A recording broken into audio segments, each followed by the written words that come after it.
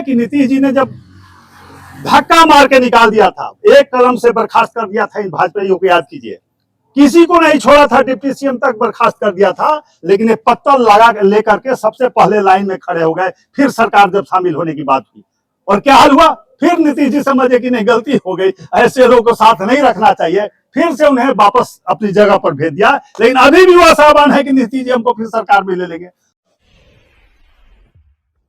2024 के लोकसभा चुनाव से पहले एक सेमीफाइनल, पॉलिटिकल सेमीफाइनल, जिसका रिजल्ट कल सामने आया। 7 सीटों पर उपचुनाव हुए देश के अलग अलग राज्यों में, जिसमें से 4 पर इंडिया गठबंधन की जीत हुई। सबसे हाई प्रोफाइल सीट, जिसने सबसे बड़ा झटका दिया, घोसी विधानसभा सीट, जहां से बीजेपी को बड़ा झटका लगा। बड़े अंतर से भारतीय जनता पार्टी के उम्मीदवार दारा सिंह चौहान हार गए। जातीय समीकरण भी पक्ष में था, सहयोगी भी बड़ा प्रभाव रखते थे उस सीट पर, लेकिन बीजेपी का कोई दाव काम नहीं आया, सहयोगियों का कोई दाव काम नहीं आया। हमारे साथ कांग्रेस के प्रवक्ता विनोद शर्मा हैं। इस उपचुनाव को इंडिया कैसे देख रही है, कितनी उम्मीदें हैं इस उपचुनाव नतीजों के बाद, इसको समझने की कोशिश करेंगे। थोड़ी बहुत खुशी तो होगी विनोद शर्मा जी, हम ये जानना चाहते हैं कि कितने गदगद हैं, थोड़ी बहुत खुशी है या ज्यादा खुशी है, और इस उपचुनाव नतीजों को अगर ईमानदारी से आप बताना चाहें कैसे ले रहे हैं। देखिए, देश की जनता का मिजाज बदल चुका है जी, और उसका संकेत हिमाचल से ही शुरू हो गया था, जहां 90% हिंदू आबादी है। वहां पर भाजपा को चलता कर दिया वहां की जनता ने, हिंदुत्व का नारा फेल कर दिया। कर्नाटक में प्रधानमंत्री जी बजरंग बली जी के नारे लगा रहे थे और कह रहे थे बजरंग बली का नारा लगा के वोट दे दो, लेकिन बजरंग बली जान गए कि ये लोग बेईमान हैं, ये लोग देश को धोखा दे रहे हैं, इसलिए इनको हटना जरूरी है। और उन्होंने बुरी तरह से हरवाने का काम किया बजरंग बली जी ने, और उनकी कमर तोड़ दी है कर्नाटक के चुनाव में।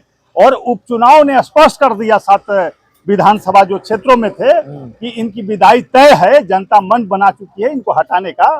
चूंकि उत्तर प्रदेश बहुत ही महत्वपूर्ण सीट था, वहां पर हम लोग भी समझ रहे थे कि बहुत बड़ी लड़ाई होगी, लेकिन वहां तो कोई लड़ाई ही नहीं दिखी। जनता ने पूरी तरफ हमारे तरफ रुख कर लिया था, इंडिया की तरफ रुख कर लिया था। ओम प्रकाश राजभर भी बहुत मेहनत कर रहे थे, सपा का साथ छोड़कर बीजेपी के साथ चले गए। बिहार में भी कई कुछ राजभर हैं।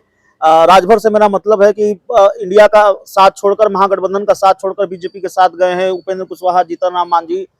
यूपी वाले राजभर का इम्तिहान तो हो गया, बिहार वालों का क्या होगा? देखिए, इनका तो कोई हाल ही नहीं रहेगा।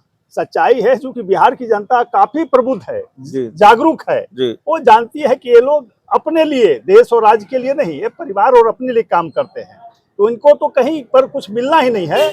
लेकिन भाजपा को यह झटका जो लगा है, शायद नहीं संभल पाएंगे। जीतन राम मांझी, उपेंद्र कुशवाहा, चिराग पासवान को फैक्टर नहीं मानते हैं आप? हमें नहीं लगता है कोई फैक्टर है। ये लोग अपने पुत्र और अपने लिए एक सीट चाहते हैं और कहीं भी इसी के लिए समझौता करके जाते हैं। लेकिन राज्य की जनता ऐसे लोगों को खारिज करना शुरू कर दिए, जैसा कि बिहार, उत्तर प्रदेश में राजभर को किया, तो यहाँ भी जो लालू यादव जी के फ्यूज बल्ब घूम रहे हैं, उनको सब जगह खारिज किया जाएगा।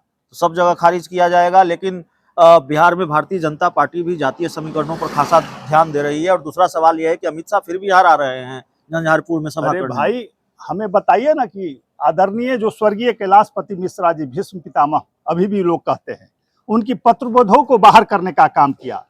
यहाँ पर चंद्रमोहन राय जी जैसे अच्छे ईमानदार आदमी को साइड कर दिया, तो कैसे विश्वास करेगी जनता इन पर? ये जानती है कि फ्यूज बल्ब भाड़े के किराए पर लाकर बल्ब जलाना चाहते हैं, तो बल्ब कितना दिन जलेगा जो फ्यूज है? तो ऐसे लोगों के माध्यम से भाजपा वोट लेना चाहती है जातीय समीकरण पर। तो बिहार की जनता इतनी मूर्ख थोड़ी है, वो जानते हैं कि नीतीश कुमार ने काम किया है, हमारे गठबंधन ने, इंडिया गठबंधन ने बिहार को आगे बढ़ाने का काम किया है, लालू जी ने आवाज देने का काम किया है। तो ये लोग इनके खिलाफ बेमनस्ता फैलाकर वोट ले रहे थे।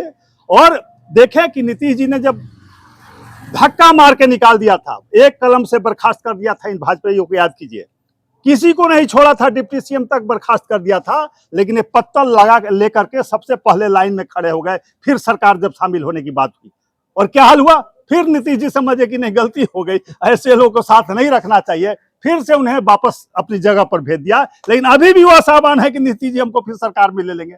अभी भी न्यूज मीडिया के माध्यम से वो छपवा रहे हैं कि नीतीश जी मुख्यमंत्री प्रधानमंत्री से मिलने चला। अरे भाई, देश का था G20, किसी प्रधानमंत्री का था क्या? भारत का था, तो मुख्यमंत्री जाएगा, राष्ट्रपति का बुलावा था। राष्ट्रपति का बुलावा था। तो ये लोग अटकलें लगा रहे हैं, पुआ पका रहे हैं कि फिर मौका मिलेगा, लेकिन हमें नहीं लगता कि अभी लंबे समय तक बिहार में चलिए, तो मौका भाजपा नहीं के लिए कोई मिलने जगह वाला है। है। भाजपा के लिए कोई जगह लंबे समय तक अब नहीं है, कांग्रेस का दावा है। बहुत बहुत धन्यवाद।